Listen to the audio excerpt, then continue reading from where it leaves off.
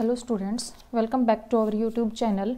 Let's start our next video of optics, and the topic of today video is position of image plane and magnification of the optical system. ठीक है, तो आज हम क्या पढ़ेंगे? Position पढ़ेंगे image plane की और मैग्निफिकेशन निकालेंगे. किसके लिए करेंगे? आज हम ऑप्टिकल सिस्टम के लिए करेंगे. इससे पहले जो हमने किया था वो किसके लिए किया था? किसी स्फेरिकल रिफ्रैक्टिंग सरफेस के लिए किया था. अब किसके लिए करेंगे? ऑप्टिकल सिस्टम के लिए. तो भाई ऑप्टिकल सिस्टम क्या होता है? देखो, ऑप्टिकल सिस्टम आपका कॉम्बिनेशन होता है, कंबाइंड फॉर्म होती हैं जिसके अंदर लेंस हो सकते हैं, मिरर हो सकते हैं. लेंस और मिरर है ना, इनका कॉम्बिनेशन होता है. जैसे एक कॉन्वेक्स मिरर ले लिया और एक कॉनकेव मिरर, उनको कंबाइन बना दिया तो एक ऑप्टिकल सिस्टम बन गया, है ना. दो लेंसेज ले लिए तो ऑप्टिकल सिस्टम में क्या होता है? आपके कॉम्बिनेशन होते हैं. ठीक है, तो उसके लिए हमने क्या लिया? एक ऑप्टिकल सिस्टम बनाया जिसके अंदर ये कैसा मिरर है? आपका एक कॉन्वेक्स मिरर है ना, स्फेरिकल कॉन्वेक्स, और ये क्या है? आपका स्फेरिकल कॉनकेव. तो इन दोनों के कॉम्बिनेशन ने मिलके क्या बना दिया? ये आपका क्या है? एक ऑप्टिकल सिस्टम है. ठीक है, अब ये ऑप्टिकल सिस्टम है, इसकी ये क्या होगी? आपकी प्रिंसिपल एक्सिस रहेगी. ठीक है भाई, अब देखो हमें तो क्या निकालना है? सेम हम पीछे वाला प्रोसीजर फॉलो करेंगे कि भाई हमें क्या निकालना है? इमेज प्लेन की पोजीशन निकालनी है और मैग्निफिकेशन निकालना है. ठीक है, अब हमने क्या माना कि ऑब्जेक्ट हमारा कहाँ पे? इस ओ पॉइंट पे, मान लो यहाँ पे आपका कोई ऑब्जेक्ट सिचुएटेड है. ठीक है, ये क्या है? आपका ऑब्जेक्ट है, कोई पॉइंट है ओ डैश पे. ठीक है, तो ये डिस्टेंस अब क्या होती है? कोई रे इंसिडेंट होती है आपकी. ये क्या है? आपकी इंसिडेंट रे. ये हाइट जो होती है, इस हाइट को मान लो आप कितना मान रहे हो?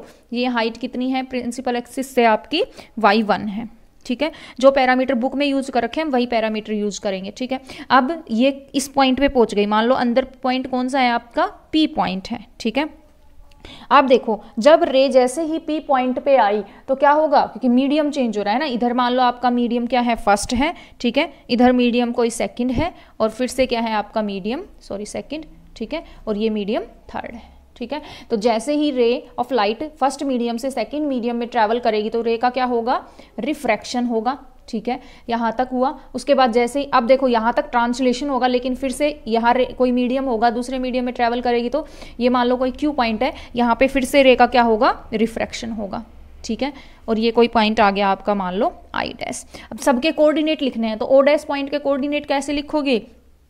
कैसे लिखे जाते हैं? लैम्डा की फॉर्म में लिखते हैं ना हम. तो कैसे लिखते हैं? इसका इसके कोऑर्डिनेट क्या होंगे? λ1 और डिस्टेंस y1. इसका कोऑर्डिनेट क्या होगा? P पॉइंट का. ठीक है, तो देखो आपके P पॉइंट के कोऑर्डिनेट क्या हो गए? लैम्डा डैश और y डैश. ठीक है, Q पॉइंट के कोऑर्डिनेट लिख लेते. देखो इसमें अंदर बाहर का सिस्टम नहीं रखेंगे. क्यों? क्योंकि हम एक सिस्टम मैट्रिक्स का यूज कर लेंगे कि भाई P से Q तक क्या हुआ? रे का ट्रांसलेशन हुआ है ना, ऐसा करके. तो देखो ये कोऑर्डिनेट Q के हो गए क्या? लैम्डा डबल डैश और y डबल डैश. मतलब ये डिस्टेंस कितनी है? आपकी y डबल डैश है. ये P से ये डिस्टेंस कितनी है? आपकी y डैश है. ठीक है, लास्ट I पॉइंट के इसके मान लो λ2 और y2.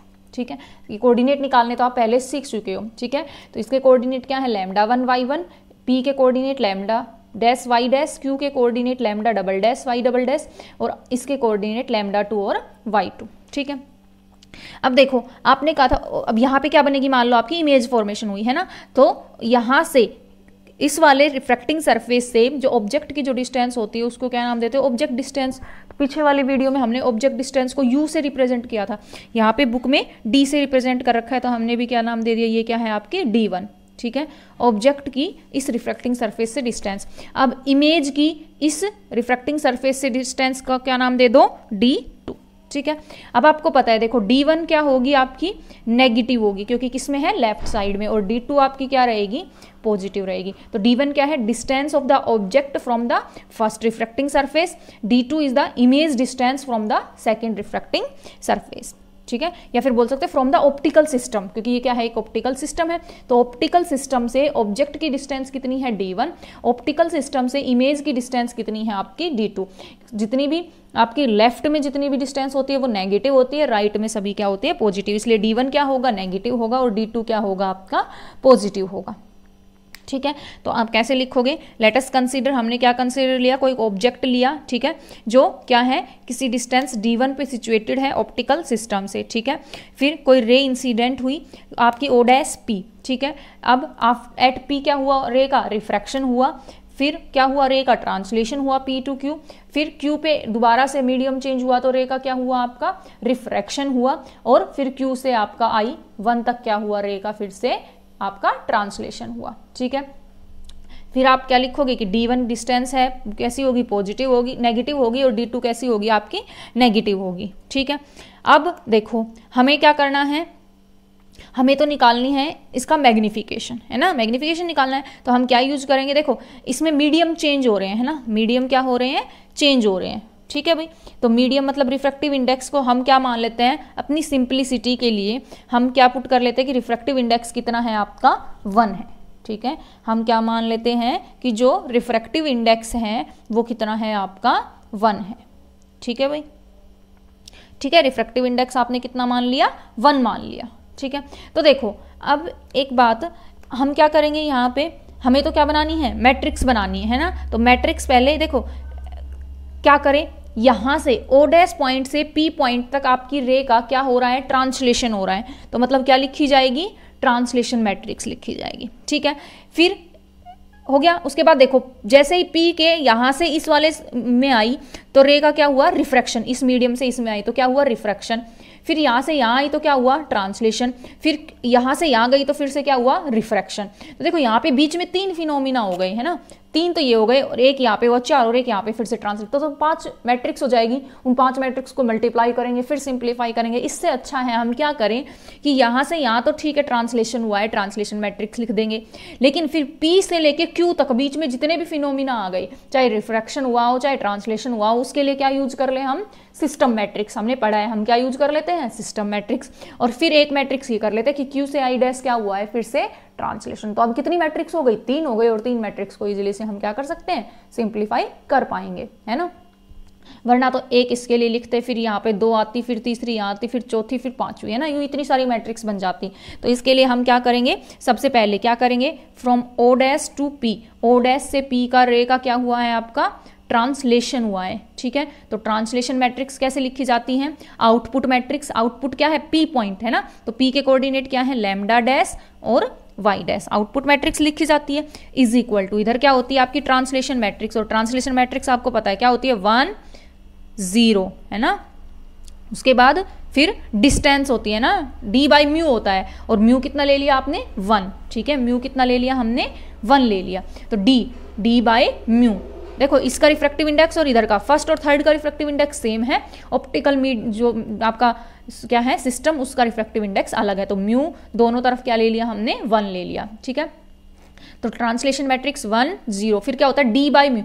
अब देखो D यहाँ पे क्या है, D1, और कैसी है, नेगेटिव, तो क्या हो जाएगा minus D1 upon mu, mu की वैल्यू कितनी हो गई, 1। ठीक है, और फिर यहाँ पे 1, फिर इनपुट मैट्रिक्स क्या आएगी, लैम्डा 1 और Y1 हो गया।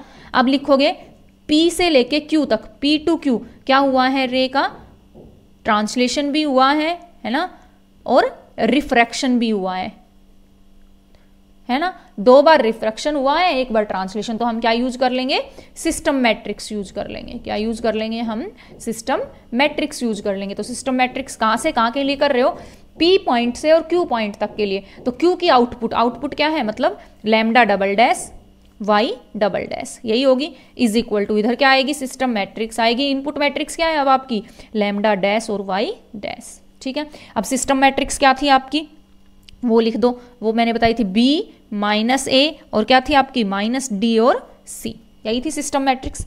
ठीक है, अब तीसरी पे आ जाओ। अब Q से और I तक, Q से I डैश तक आपकी रे का क्या हुआ है, फिर से ट्रांसलेशन। तो फिर से क्या लिख दो, ट्रांसलेशन मैट्रिक्स। आउटपुट कहाँ पे पहुंच गए, लैम्डा 2 और Y2 पहुंच गए, इज इक्वल टू, इधर क्या आएगी, ट्रांसलेशन मैट्रिक्स क्या होती है, 1 0 D बाई म्यू। अब लेकिन D यहाँ पे क्या है, D2, और कैसी है, पॉजिटिव, तो D2 अपॉन 1, और यहाँ पे क्या हो जाएगा, 1।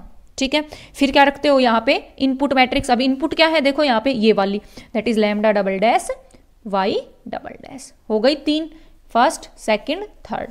तो अब क्या कर देंगे, तीनों को कंबाइन करेंगे। तो तीनों को कंबाइन का मतलब हम कहां से कहां पहुंच जाएंगे, O डैश से I डैश पे पहुंच जाएंगे। ठीक है, तो कंबाइन करेंगे तो आपकी O डैश से I डैश पे पहुंच जाओगे। तो सबसे पहले इधर क्या आती है, आउटपुट मैट्रिक्स, मतलब आप I डैश पे पहुंचे हो, तो I डैश के कोऑर्डिनेट क्या है, लैम्डा 2 और Y2 इज इक्वल टू, यहाँ बीच में वो 3 मैट्रिक्स आएंगी, 2 और एक 3, फिर क्या आएगी इनपुट मैट्रिक्स। अब आपकी इनपुट कहाँ से शुरू किया था आपने, लैम्डा 1 और y1 से, ऐसा ही था। अब मैंने कहा था लास्ट वाली मैट्रिक्स सबसे पहले, लास्ट वाली जो इक्वेशन है उसकी मैट्रिक्स सबसे पहले लिखी जाएगी। तो 1 0 1 0 D2 और 1, फिर क्या आएगी सिस्टम मैट्रिक्स, वो क्या है B -A -D और C। उसके बाद पहली वाली जो थी 1 0 -D1 और 1। ठीक है, हो गया। अब मैट्रिक्स मल्टीप्लिकेशन का मेथड यूज करेंगे। हमेशा मैट्रिक्स कहाँ से सोल्व होगी, पीछे से। पहले इन दोनों को सोल्व करो, फिर इनको, तो इनको सोल्व कर लेते हैं। देखो 1 0 D2 और 1 को एज इट इज रखा। ठीक है, करो इसकी मल्टीप्लाई B, है ना। देखो इसके साथ करोगे तो B, और ये क्या बन जाएगा प्लस का A D1, हो गया। अब रो यही कॉलम चेंज कर लो, 0 ये -A, तो क्या आएगा यहाँ पे -A। अब देखो नेक्स्ट -D और माइनस का तो क्या आएगा D -C D1। नेक्स्ट देखो 0 और ये क्या बनेगा प्लस का C। ठीक है, अब फिर से सोल्व कर लो इसको और इसको सोल्व करो, है ना। इनको एज इट इज रखो। क्या है लैम्डा 1 और y1 इनपुट मैट्रिक्स है, और ये क्या है लैम्डा 2 और y2 आपकी आउटपुट मैट्रिक्स। सोल्व करो, इसके साथ करोगे, है ना। तो क्या आ गया B + A D1, हो गया। फिर क्या आएगा 0 हो जाएगा ये तो। उसके बाद नेक्स्ट इसके साथ करोगे तो -A + 0, तो -A। अब इस पे आओ, देखो B D2 + A D1 D2, फिर क्या हो जाएगा -D -C D1। अब इसके साथ करोगे तो ये वाली इसके फोर्थ इधर क्या आएगा एलिमेंट -A D2 + C, और इधर क्या है लैम्डा 1 और y1। देखो यही बनेगी, ये क्या है लैम्डा 2 और y2, हो गया। यही आएगी ना B D2 -D + A D1 D2 -C D1। ठीक है, और ये ठीक है। अब पीछे की तरह यहाँ से क्या निकालोगे, y2 निकालो। अगर y2 निकालोगे तो y2 क्या आएगा, देखो B D2 + A D1 D2 -D -C D1, इसके साथ क्या आएगा y1। फिर क्या है plus -A D2 + C into, sorry इसके साथ तो क्या आएगा लैम्डा 1 आएगा ना, सॉरी भाई, इसके साथ क्या आएगा लैम्डा 1 और इसके साथ क्या आएगा y1। ठीक है।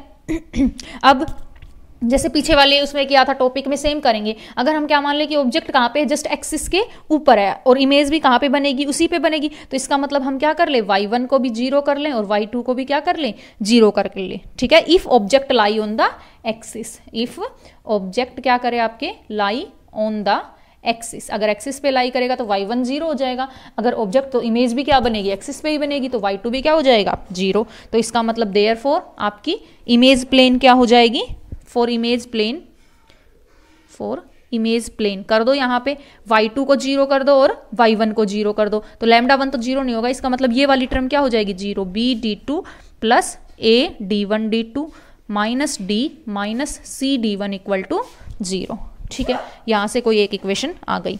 अब ये क्या रिलेशन दे रही है, ये आपको रिलेशन दे रही है D1 और D2 के बीच में। ठीक है, अब ये वैल्यू y2 को क्या कर दिया हमने 0, तो y2 को 0 कर दिया का, इसका मतलब देखो हमारे पास ये वाली चीज 0 आ गई, तो इस इक्वेशन को यहाँ पे रख दो। ये वैल्यू क्या आ गई 0, ये क्या बन गया 0, तो यहाँ पे 0 कर दो, तो आपकी मैट्रिक्स क्या बन जाएगी, सो लैम्डा 2 y2 = क्या बन गई B + A D1, A है ये 0 बन गया, माइनस का A और -A D2 + C, और इधर क्या आ गया लैम्डा 1 और ये क्या हो गया y1। ठीक है, हो गया। अब यहाँ से देखो, अब निकाल दो यहाँ से। अब अगर आप y2 निकालोगे तो y2 = देखो ये तो 0 लैम्डा 1, फिर क्या आएगा = -A D2 + C y1 आ गया।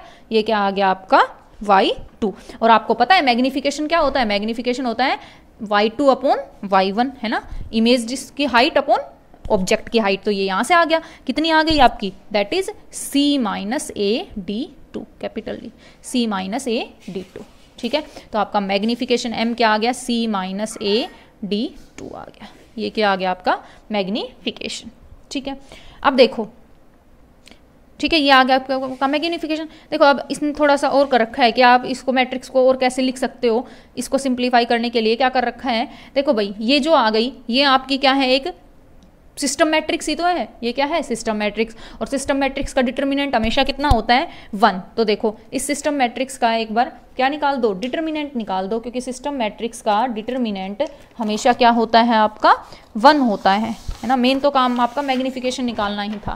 तो देखो क्या कर रखा है, वो कर रखा है कि आपकी ये क्या है, सिस्टम मैट्रिक्स। तो डिटर्मिनेंट ऑफ सिस्टम मैट्रिक्स आपको पता है कितना होता है, हमेशा 1 होता है। तो -AD2 + C ये हमेशा कितना होगा, 1 होगा।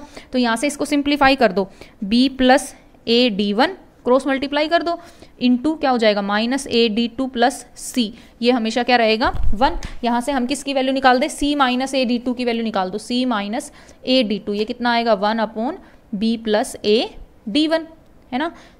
इसकी वैल्यू आ गई, या फिर इसकी निकाल दो, है ना। ये तो क्योंकि हमें पता है ये तो किसके इक्वल है, मैग्नीफिकेशन के इक्वल है ना। ये किसके इक्वल है, ये आपका किसके इक्वल है, m, मतलब m की वैल्यू क्या आ गई, ये आ गई। तो देखो अगर आप निकालोगे B + AD1 तो वो कितना हो जाएगा 1/m हो जाएगा, ठीक है। ये वैल्यू वापस यहाँ पुट कर दो। तो इसका मतलब जो आपकी इक्वेशन है ज्योमेट्रिकल सिस्टम के लिए, ठीक है, वो क्या बन जाती हैं, वो बन जाती है आपकी आउटपुट मैट्रिक्स λ2 y2, कई बार हम ऐसे भी कर देते हैं मैट्रिक्स को, ठीक है, इज इक्वल टू पहली टर्म क्या है B + AD1, B + AD1 किसके इक्वल है 1/m के इक्वल है।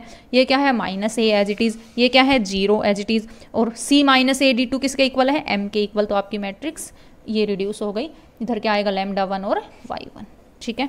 तो ये क्या है आपकी y1 और y2 के बीच में रिलेशन कहाँ से मिला, यहाँ से मिला, ठीक है। y2 = दिस और मैग्नीफिकेशन इज दिस, ठीक है। बाई चांस कभी एग्जाम में आ जाए, वैसे ये टॉपिक नहीं आते हैं लेकिन फिर भी आ जाए तो आपको पता होना चाहिए, ठीक है। इसके बाद जो करेंगे ना वो बहुत ही इंपॉर्टेंट टॉपिक है, क्या निकालेंगे हम, लेंस फॉर्मूला निकालेंगे, डेरिवेशन ऑफ लेंस फॉर्मूला, ठीक है। वो हम नेक्स्ट वीडियो में करेंगे, ठीक है भाई, ठीक है, ओके।